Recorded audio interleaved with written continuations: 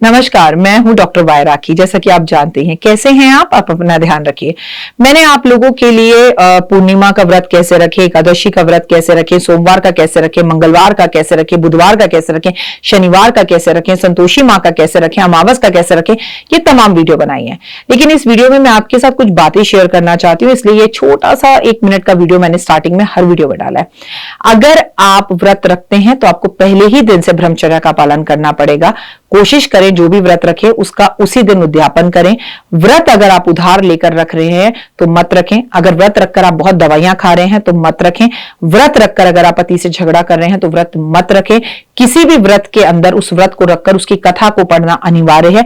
किसी भी व्रत को रखकर उस व्रत का दान करना अनिवार्य है। अगर आप वो करने में सक्षम नहीं है तो फिर व्रत आधे अधूरे मत कीजिए। व्रत के बारे में ज्यादा जिक्र किसी से मत कीजिए।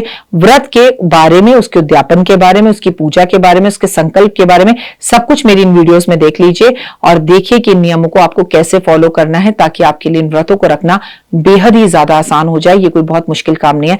व्रत रखकर किसी भूखे को भोजन जरूर कराना चाहिए और घर में कलेश नहीं कराना चाहिए। सोमवार का व्रत रखकर मां की पूजा करनी चाहिए। मंगलवार का व्रत रखकर भाई की पूजा करनी चाहिए। बुधवार का व्रत रखकर बहन की पूजा करनी चाहिए। बृहस्पतिवार का व्रत रखकर माता पिता या गुरु की पूजा करनी चाहिए। वहीं पर अगर हम बात करें बृहस्पतिवार के बाद शुक्रवार, तो आपको अपनी पत्नी का ध्यान रखना चाहिए, अपनी पत्नी को खुश रखना चाहिए, अपनी बहन, भाभी, जेठानी, देवरानी को खुश रखना चाहिए। आगे अगर हम बात करें शनिवार की, तो अपने घर के नौकरों को, मजदूरों को हमें खुश रखना चाहिए। संडे का व्रत रखकर अपने पिता के साथ संबंधों को अच्छा करना चाहिए। केवल व्रत रखने से कुछ नहीं होगा, व्रत के साथ रिश्तों को भी समझना होगा और ब्रह्मचर्य का पालन करना होगा। कथा जरूर पढ़नी होगी, सुबह शाम या कभी भी। व्रत नियम से करेंगे तो आपके जीवन में बाहर आएगी। जय माता दी। मैं आपको एक ही बात कहना चाहती हूँ, बस खोई हुई चीजों को याद ना करो, जो जा चुकी हैं उन्हें याद ना करो, जो मिला है उसे संभाल के रखो, पुरानी चीजों में समय बर्बाद ना करो। नमस्कार, सुस्वागतम, वेलकम, अभिनंदन। मैं हूं आपके साथ आपकी अपनी होस्ट दोस्त डॉक्टर वाय राखी। आपका स्वागत, अभिनंदन करती हूँ आपके, मेरे और माता रानी के इस खूबसूरत से प्यारे से यूट्यूब चैनल पे। होए कैसा है मेरा संसार, दिन दुगनी रात चौगनी तरक्की करें आप। हमने एक व्रत की सीरीज बनाई है जहां पर हम आपको व्रतों के बारे में बता रहे हैं। आज के अपनी इस वीडियो में हम बताएंगे कि रविवार का व्रत कैसे रखें, कौन रखें, इसको रखने के क्या फायदे हैं, इसमें क्या करना चाहिए, क्या नहीं करना चाहिए, इसमें क्या खाना चाहिए, क्या नहीं खाना चाहिए, ये व्रत कितनी संख्या में रखने चाहिए, कब रखने चाहिए, कब से शुरू करने चाहिए।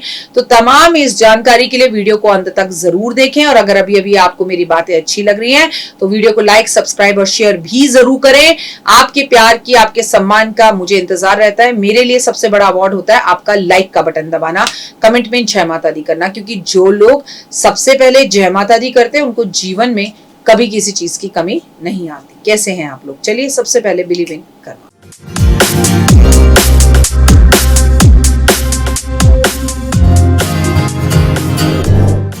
रविवार यानी संडे आराम से व्रत रखा जा सकता है, लेकिन कई लोगों का ये मानना है कि संडे ही तो एक दिन होता है जब हम छुट्टी पर होते हैं, उसमें भी हम व्रत रख लें। तो भैया मत रखिए।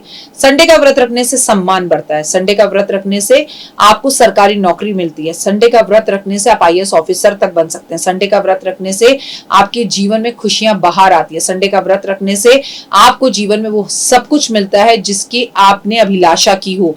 आपके जितने भी ग्रह खराब हो, अगर आपने संडे का व्रत रख लिया तो दुनिया में किसी और व्रत को रखने की जरूरत ही नहीं है। इस व्रत को या तो 30 वर्ष तक रखते हैं या 1 वर्ष तक रखते हैं, या लोग 12 रविवार रखते हैं, या फिर लोग इसे 30 रविवार रखते हैं। टोटल अपर है। लेकिन मैं आपसे कहूंगी इस व्रत को सरकारी नौकरी मिलने के बाद भी तमाम जिंदगी रखिए। थोड़ा सा मुश्किल है, आप 1 साल रखिए, फिर उद्यापन कर दीजिए, 2-4 संडे छोड़ दीजिए, फिर शुरू कर दीजिए, फिर रख दीजिए।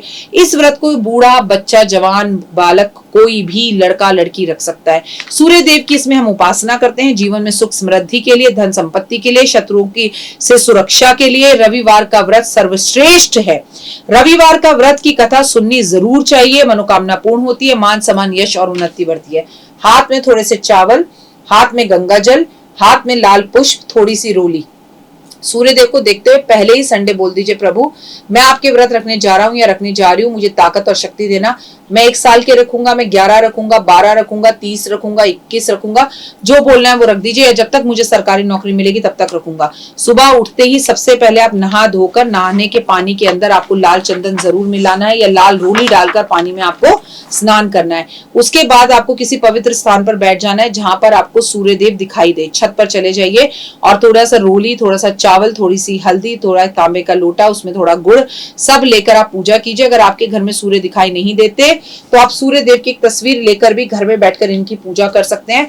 तस्वीर तांबे की हो तो अच्छा है ताकि आप सूर्य देव को नहला सके, चांदी की हो तो भी अच्छा है, सोने की हो तो भी अच्छा है ताकि आप सूर्य देव का स्नान करवा सकें, वो बहुत जरूरी है। इसके बाद भगवान पे पुष्प अर्पण कीजिए।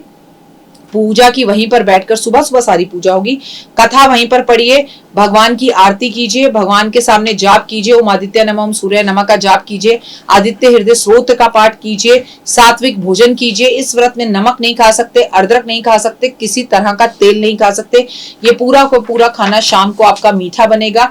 मीठी रोटी आप इसमें खा सकते हैं, गुड़ आप इसमें खा सकते हैं, पूरी आप इसमें खा सकते हैं, लेकिन इसमें नमक और तेल और अदरक का प्रयोग आपको नहीं करना है। लाल रंग के कपड़े पहनने हैं, गेहूं और गुड़ गाय को जरूर खिलाना है।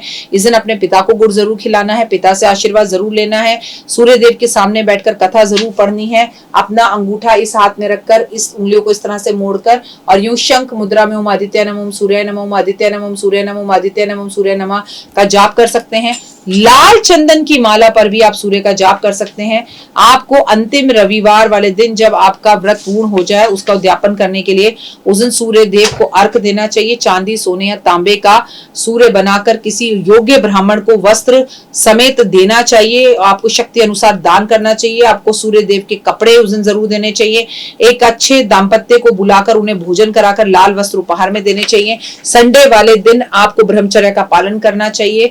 उससे एक रात पहले शनिवार को भी आपको ब्रह्मचर्य का पालन करना चाहिए। संडे का व्रत रखकर आपको किसी के घर का भोजन नहीं करना चाहिए। संडे का व्रत रखकर आपको कम बोलना चाहिए। संडे का व्रत रखकर दिन में सोना नहीं चाहिए। संडे का व्रत रखकर आपको किसी की निंदा करने से बचना चाहिए। इस दिन लाल गाय की परिक्रमा 7 बार जरूर करनी चाहिए। संडे का व्रत आपको जीवन में सब सुख समृद्धि देता है।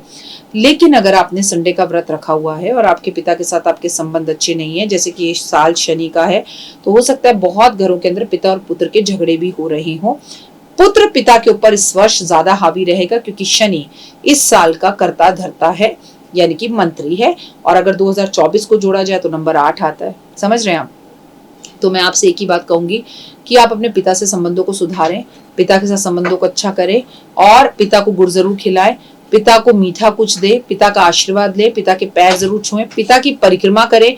पिता के साथ अगर आप गंगा जी में खड़े होकर सूरज को संडे वाले दिन जल देते हैं तो उससे उत्तम और बेहतर कोई भी चीज नहीं होती। यानी कि जितने भी व्रत हमने आपको अभी तक बताया उसमें रविवार का व्रत सबसे उत्तम है। जब आपका व्रत का उद्यापन करना हो तो आखिरी दिन संडे वाले दिन आटे का हलवा बनाकर उसका उद्यापन में भंडारे के रूप में बांट सकते हैं। और आपके लिए संडे वाले दिन सूर्य उदय से पहले पहले आपको उठना होगा, सूर्य अस्त से पहले पहले शाम का भोजन आपको करना होगा। ये 2 नियमों का पालन करना होगा। और सूर्य के व्रत में आप काले नीले रंग के कपड़े नहीं पहन सकते, नाखून नहीं कटवा सकते, शराब, मदिरा, नमक का प्रयोग नहीं कर सकते। आप किसी की बुराई निंदा करने से बचेंगे, अपशब्द बोलने से बचेंगे और कोशिश कीजिए कि पीतल के बर्तनों में आप इसमें भोजन करें तो बहुत अच्छा। और स्नान भी करें तो सूर्य स्नान करें, या तो नदी में जाके स्नान करें या तांबे की बाल्टी लेकर या पीतल की बाल्टी और लोटा लेकर सूर्य के सामने छत पर जाकर स्नान करें तो आप दिन दुगनी रात चौगनी तरक्की करेंगे और इससे आपको बहुत लाभ होगा। उम्मीद है आपको मेरी वीडियोस पसंद आ रही होंगी और अगर आ रही हैं तो कमेंट्स में जय माता दी जरूर लिखिए। अपना और अपनों का बहुत खास ध्यान रखिए।